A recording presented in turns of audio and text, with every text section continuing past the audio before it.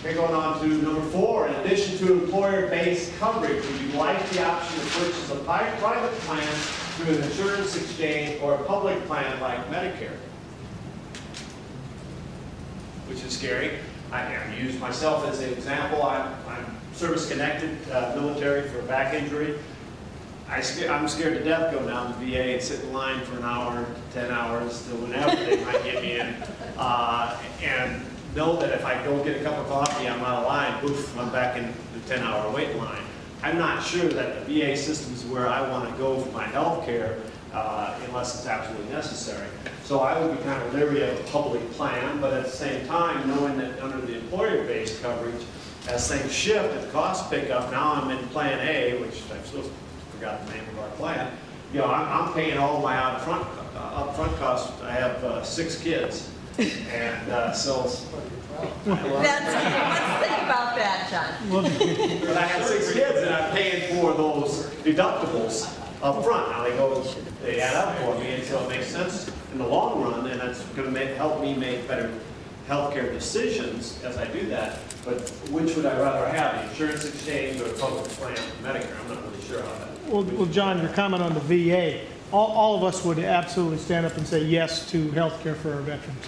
But the present system of the 175 plus hospitals throughout the nation, number one, it doesn't provide tremendous access, especially in rural America.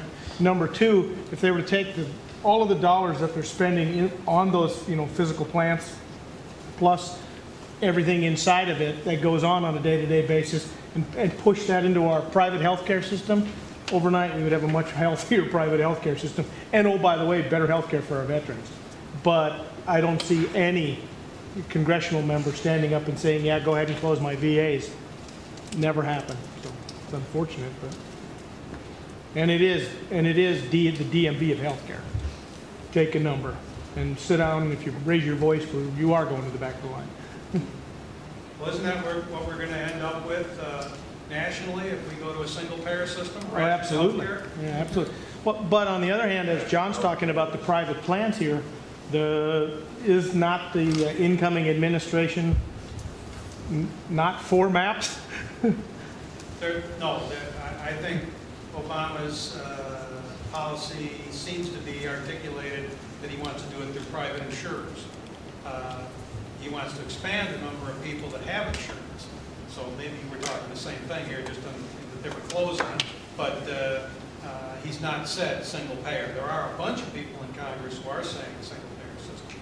Well, you got people like Pete Stark, who heads up the subcommittee on health and ways and means, very much a single payer driven concept that he's trying to drive.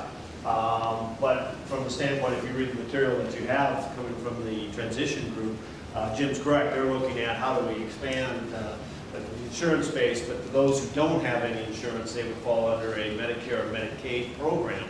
And is there concern that there would be a rationing of health care? I mean, we don't have to go very far. If you look at the system, UK or Canadian healthcare single-payer program, how that's evolved, they're coming more our direction, and we seem to be running their direction. So I'm not sure whether you, it's the fear of the ration healthcare, I think, more than anything. But what is it that the providers are looking at under that? There was a way to get into some pools that are, because it can run pretty negative for you too if you're a small business and you've had some bad experience where you could go out and buy it. So if there was a way to have employer-based coverage but expand the pool that you're in, or well, there's something called association plans that's been kicked around in Congress for years, and they've never done it because Blue Cross has a pretty strong lobby, and they won't let it happen. VGM, for instance, would be in the small employer health care business if they allowed association plans across state lines.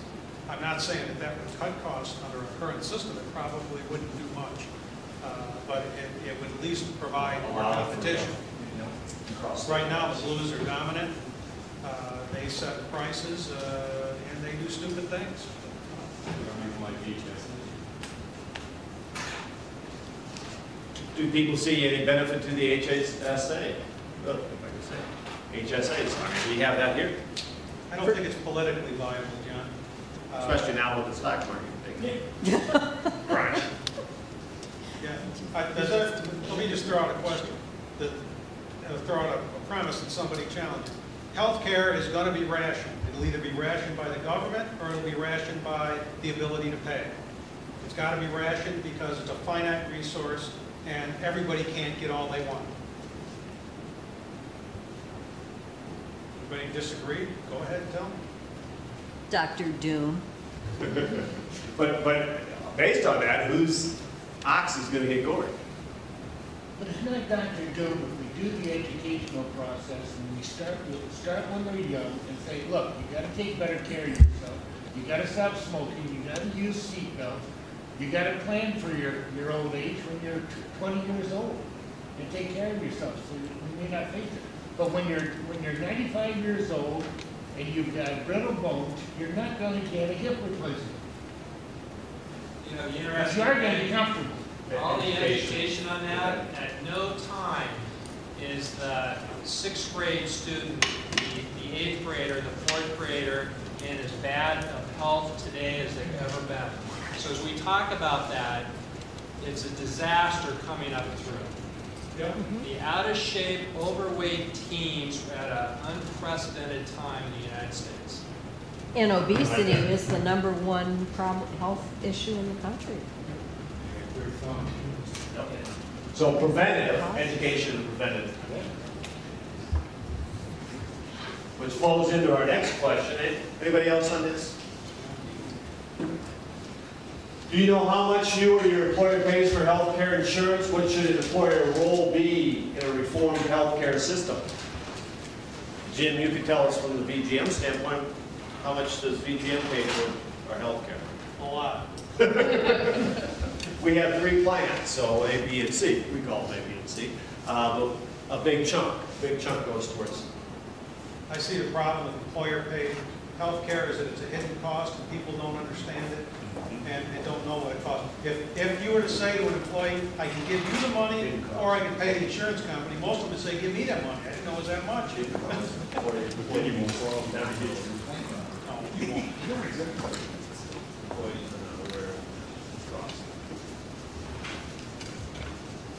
So we've got hidden costs, employees are not aware of the true cost. Well, I'm not saying they're not aware you don't pay. Of course they're aware you pay, but if they had that money in their hand, if that $1,000 a month or whatever the number is in their hand, they'd spend it a lot more carefully than the employer would. And I think some healthcare decisions would be different than they are now. But you can't give them that money in the environment we're now in because employers compete on the basis of offering healthcare.